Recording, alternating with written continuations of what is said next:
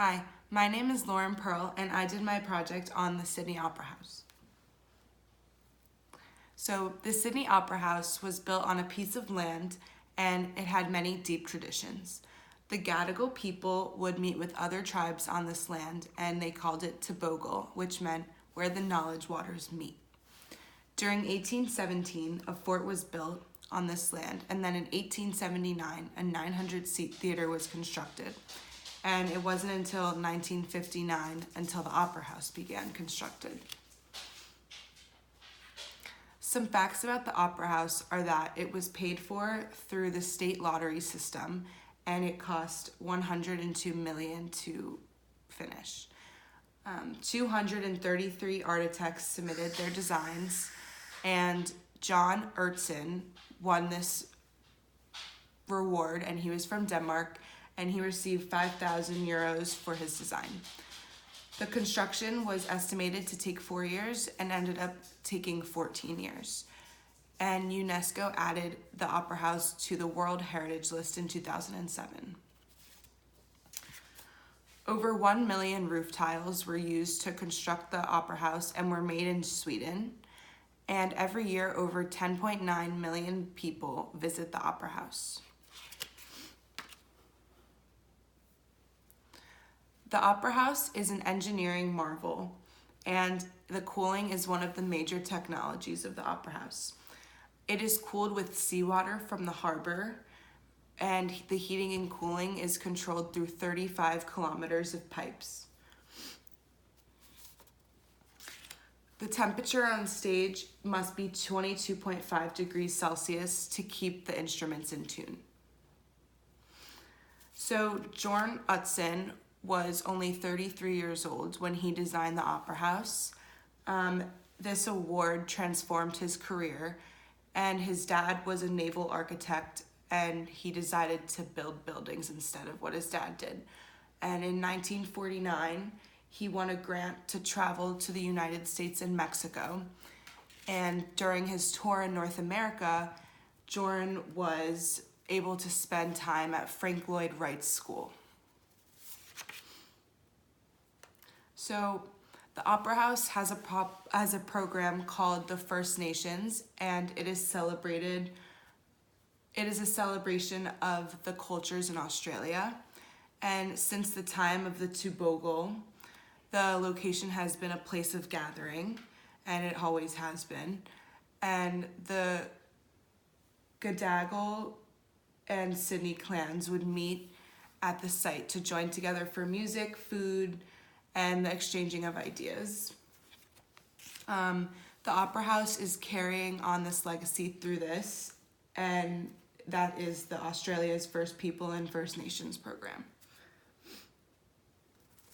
For $30, a person can take a guided tour through the Opera House, and the live performances consist of musicals, concerts, plays, and cost around $70 per ticket. The Broadway shows on New York City are 2 times the price of a Sydney Opera House ticket, which is a big difference.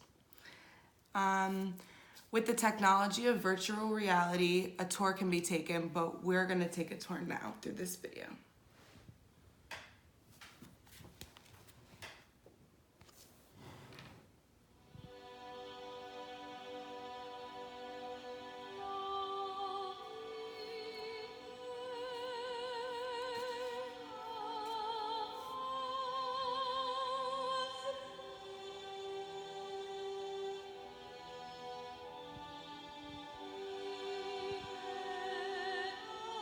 Welcome to the Sydney Opera House, what is arguably one of the most iconic and beautiful buildings in the world.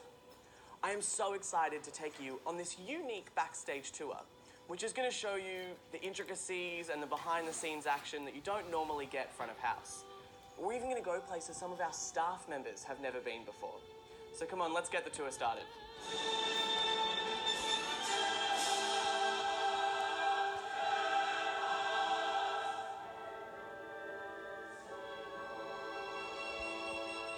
I can think of few places more beautiful than our concert hall. Just a majesty you feel in here, which is hard to describe in words.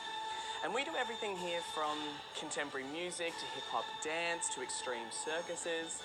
But of course it's home to classical music and our beautiful Sydney Symphony Orchestra.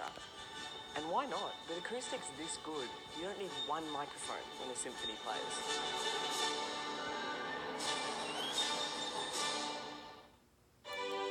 The orchestra pit for the Joan Sutherland Theatre has housed great conductors like Simone Young and Richard Bonning, Joan Sutherland's husband.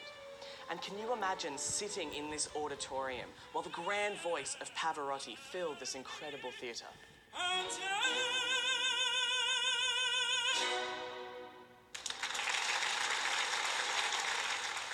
The Sydney Opera House puts on over 2,500 performances and events every year. Now, we're currently standing on the stage of the Joan Sutherland Theatre, home to Opera Australia and the Australian Ballet Company. Now, when the Australian Ballet Company first came here to this incredible theatre, they found the stage was a bit too narrow for the dancers to safely leap off the stage. So they used to line the walls with mattresses and even employ bodybuilders as catchers to make sure the dancers had a safe landing.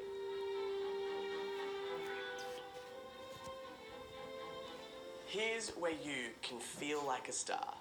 In one of over 60 dressing rooms that we have here in the Sydney Opera House, you can relax, recline, be regaled in stories of strange requests from our touring artists. For example, one of our recent stars requested 12 different brands of bottled water just for herself. Or you can even have a play on one of our beautiful grand pianos, where everyone from Janet Jackson to conductor Vladimir Ashkenazy has had a chance to practice before they head upstairs to go on stage.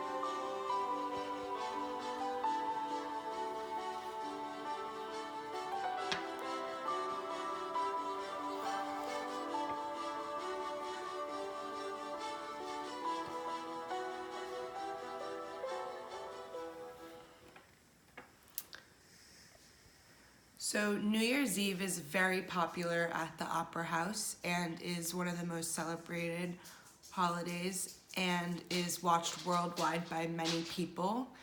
It is so popular because the fireworks are the most technologically advanced ones in the world and everyone really enjoys coming out to see them. And over 1 billion people tune in to the first welcome of the next year. And thank you for watching my presentation.